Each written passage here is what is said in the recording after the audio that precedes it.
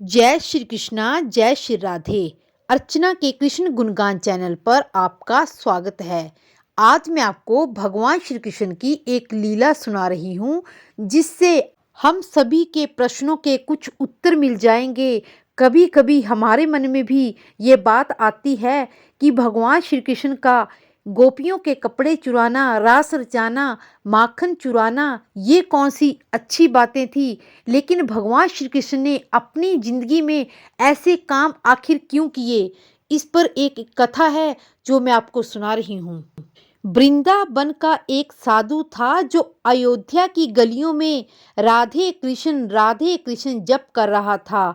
अयोध्या का एक साधु वहां से गुजरा तो राधे कृष्ण सुनकर उस साधु को बोला, अरे जपना ही है तो सीता राम जपो, क्या उस टेढ़े का नाम जपते हो। वृंदावन का साधु भड़क कर बोला, हमारी जुबान पान खिलाती है तो लात भी खिलाती है, तुमने मेरे इष्ट को टेढ़ा बोला कैसे। अयोध्या वाला साधु बोला, इसमें गलत क्या है, तुम्हारे कन्हैया तो हैं ही टेढ़े, कुछ भी लिखकर देख लो, उनका नाम टेढ़ा कृष्ण, उनका धाम टेढ़ा वृंदावन। वृंदावन साधु बोला, चलो मान लिया उनका नाम भी टेढ़ा है और उनका धाम भी टेढ़ा है, ये तुम कैसे कह सकते हो। अयोध्या वाला साधु बोला, अच्छा अब ये भी बताना पड़ेगा, तो सुन, यमुना में नहाती गोपियों के बस्तर चुराना, रास रचाना, माखन चुराना, ये कौन से सीधे लोगों के काम हैं, और बता आज तक किसी ने उसे सीधे खड़े देखा है क्या। वृंदावन के साधु को बड़ी बेइज्जती महसूस हुई और सीधे जाकर बिहारी जी के मंदिर में अपना डंडा डोरिया पटक कर बोला, अरे लाला, इतने साल तक तो खूब मूर्ख बनाया है तुमने हमें, ये लो अपनी लकुटी कमरिया, और पटक कर बोला, ये लो अपनी सोटी और संभालो, हम तो चले अयोध्या राम जी की शरण में। और सब कुछ पटक कर वो साधु चला गया।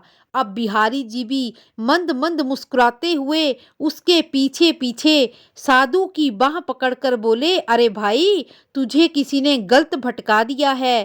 पर साधु नहीं माना, तो बोले, अच्छा जाना ही है तो तेरी मर्जी, पर यह तो बता दे, राम जी सीधे हैं और मैं टेढ़ा, वो कैसे। कहते हुए बिहारी जी कुएं की तरफ नहाने चल दिए। वृंदावन का साधु बोला, आपका नाम भी टेढ़ा कृष्ण, आपका धाम भी टेढ़ा वृंदावन, काम तो सारे टेढ़े किए, कभी किसी के कपड़े चुरा लिए, कभी गोपियों के बस्तर चुरा लिए, और सीधे तुझे कभी किसी ने खड़े होते देखा है क्या। अयोध्या वाले साधु से हुई सारी बातें और बेइज्जती की उसने सारी भड़ास बिहारी जी पर निकाल दी। बिहारी जी मुस्कुराते रहे और चुपके से उन्होंने अपनी बाल्टी कुएं में गिरा दी। फिर साधु से बोले, अच्छा चले जाना, पर थोड़ी सी मदद तो कर दो, ये एक सरिया ले आओ जिससे मैं अपनी बाल्टी निकाल लूं। साधु सरिया ले आता है और श्री कृष्ण सरिये से बाल्टी निकालने की कोशिश करते हैं। साधु बोला, इतनी भी अक्ल नहीं है क्या, सीधे सरिये से क्या बाल्टी निकलेगी। सरिये को तनिक टेढ़ा करो, फिर देखो बाल्टी एक बार में कैसे बाहर निकल जाती है। बिहारी जी मुस्कुराते हुए बोले, जब सीधेपन से इस छोटे से कुएं से एक बाल्टी नहीं निकल पाई, तो मैं इतने बड़े भवसागर से इतनी दुनिया को कैसे पार लगाऊंगा। अरे आज का इंसान तो इतने गहरे पापों से भवसागर में डूब चुका है कि उसे निकाल पाना मेरे जैसे टेढ़ों के बस की बात है। सीधे वृक्ष और सीधे मनुष्य सबकी नजर में होते हैं, इसलिए जिंदगी में कुछ करने के लिए हमेशा टेढ़ा जरूर बनना पड़ता है। दुनिया का काम है कहना, दुनिया किसको छोड़ती है।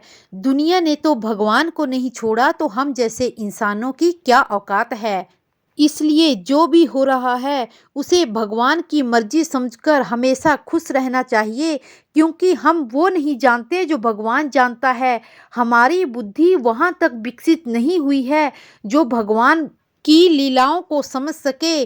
कुछ बातें ज़िंदगी में ऐसी होती हैं जो वर्तमान समय में हमें बुरी लगती हैं, लेकिन भविष्य में वो चीज़ें हमेशा के लिए अच्छी होती हैं। इसलिए भगवान जो करता है वो अच्छा करता है। इसी के साथ मैं इस कथा को विराम देती हूँ। जय श्री कृष्णा, जय श्री राधे।